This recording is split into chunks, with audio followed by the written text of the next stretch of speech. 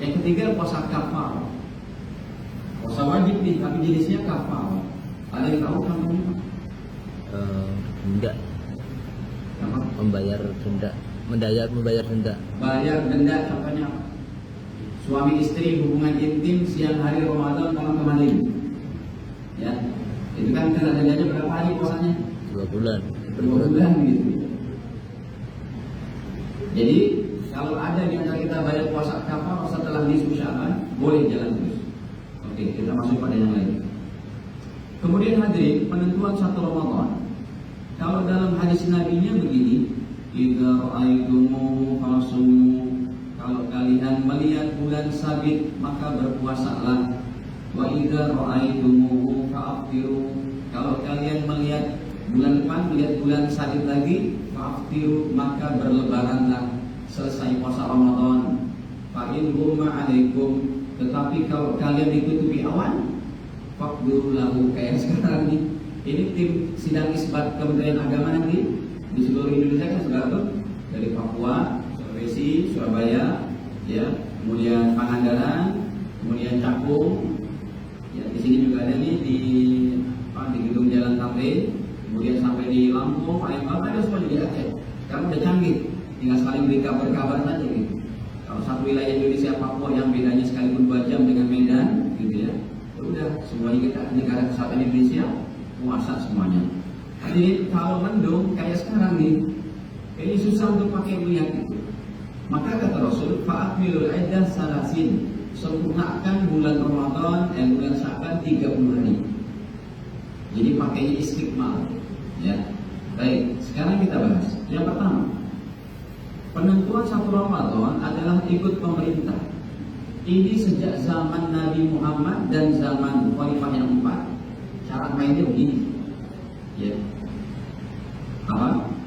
Ikut pemerintah. Jadi pemerintah yang berhak mengumumkan, bukan ormas. Ya. Makanya di Saudi, di Malaysia tidak ada ormas yang menentukan. Kerajaannya tegas. Apalagi Saudi, Pak. Mana ada ormas di sana demo-demo, langsung digantung itu hukum pancung di sana. Ya. Di sana kan monarki absolut, kerajaan. Tapi yang saya lihat memang nggak ada orang Mekah asli yang miskin. Karena gaji buruh aja di sana, saya punya kerabat di Jeddah tinggalnya, sudah jadi orang sana. Karena kakek neneknya udah ratusan tahun tinggal di 100 tahun hijrahnya dulu tuh, sezaman sama Imam Nawawi Banten, Syekh Fatih Minangkabau dari Minangkabau, Syekh Asad Ganjari, ulama-ulama kita banyak yang belajar di sana. Makanya yang pulang di Indonesia mendirikan ormas tuh. Kiai Haji Hashim Asy'ari mendirikan NU. Kiai Haji Ahmad Dahlan mendirikan Ahmadiyah. Itu tadinya orang sana, ngajinya di sana. Hadirin, ada kerabat kita yang tinggal di sana, udah jadi orang sana, ngajarnya cuma geografi. Saya tanya, Bang, emang gaji berapa di sini? Ya Pak Ustadz, kalau pakai uang rupiah kita di atas 50 juta. Guru geografi. Ya, mana tiap seperti itu. Jadi rakyatnya nggak ada miskin. Yang miskin itu pendatang, yang orang Afrika, yang orang Asia, yang kerjanya selawatan. Tapi kalau orang mengaji itu, apalagi Dubai, apalagi Qatar, ya itu udah nggak usah ditanya kalau itu mah. Ya. Nah, jadi penentuan 1 Ramadan ikut pemerintah, begitu ketentuannya dari zaman ini. Tapi yang kedua, metode pertama yaitu dengan lihat bulan sabit. Nanti metode kedua memang dengan perhitungan hisab. Ada itu dihitung. Kami ketika mondok dulu udah belajar perhitungan-hitungan falak kayak begitu.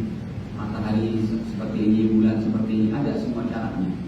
Ya pakai alatnya. Kalau sekarang lebih canggih, udah bisa dibuat waktu sholat abadi kan gitu. Baik. Keempat hadirin, tetap sih kita mengajak ikut pemerintah. Hanya saja di Indonesia kan tidak, pemerintahnya tidak memberikan pemerintahnya tuh membebaskan kalau kita ya silakan ya ormas, tidak ada sanksi gitu. Makanya resikonya pun akhirnya yang umat Islam yang ada di bawah agak bingung-bingung, Pak. Ya, ini ikut mana nih? Kalau pemerintahnya tegas sih sebenarnya para ormas mohon untuk Ramadan tahun ini tidak menentukan masing-masing, tapi kirim ahli kalian di sidang isbat. Kita takut untuk mencapai kata sepatu. Akhirnya saya dapati jamaah ada yang mau bercerai Pak, gara-gara istrinya suami bilang, besok bulan Ramadannya. Enggak bang, saya ikut pemerintah. Besok Ramadan, ya udah kita talak satu. Gara-gara Ramadan. Tapi ini kan harapan saya Pak, dengan guru kami yang menjadi imam besar Masjid Istiqlal terdahulu, Kiai Haji Ali Mustafa Yaakob. Kita sudah berusaha kita mengajak dari ormas yang tadi di Samsudin, bisa nggak bareng-bareng ayo berdua. Dari 2006 loh, dari tahun 2006 sudah diusahakan seperti itu.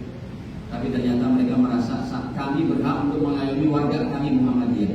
Nah, kalau memang itu belum ada kesepakatan, ya kan? Pak, antum lebih cocok berbeda terus apa menyatu Pak satu Ramadannya? Tentu satu kan?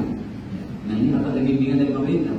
Kan pemerintah punya payung hukum, punya kekuasaan. Mereka bisa memberikan sanksi kepada ormas yang tidak taat semuanya. Boleh. Orang harga gas aja kemarin bisa dikotak-atik.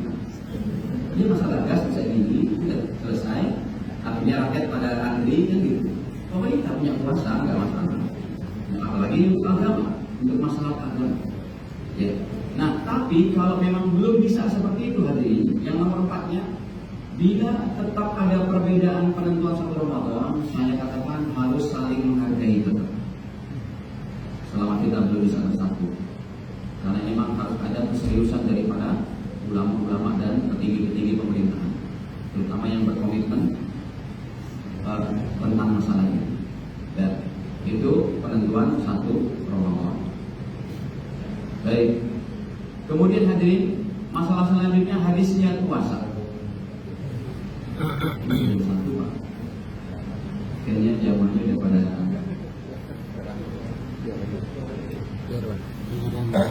kita sebutnya mereka yang rakor. Boleh seperempat jam nggak boleh? Seperempat jam boleh. Jawabannya pada gelisah nih.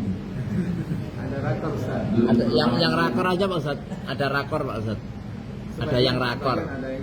Jadi kalau kita tenang-tenang aja Pak Ustaz. Jadi masih ada yang setia nih. Iya. Setengah jam juga boleh Ustaz.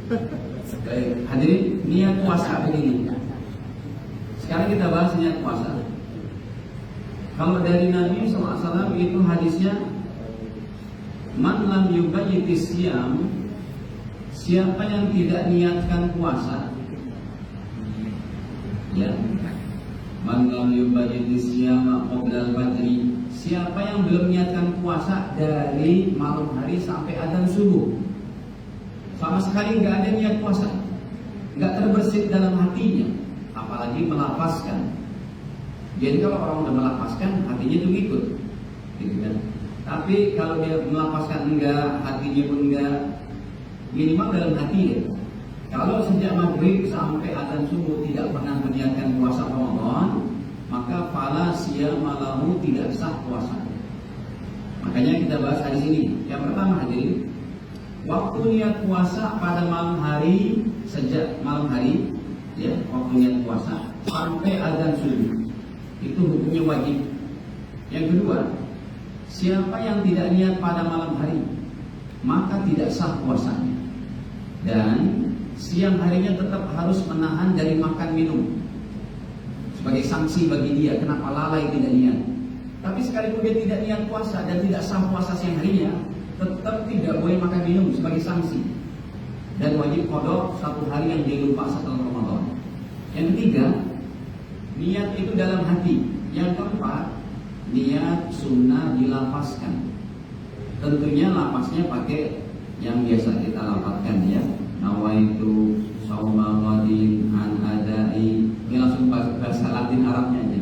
An adai fardhi syahri ramadhani. Yang Ramadana, ya, Ramadhani hadis sanati lillahi ta'ala. Yang kelima, DKM masjid bagus untuk membimbing niat para jamaah setelah tarawih. Bagus, saya menganggap bagus.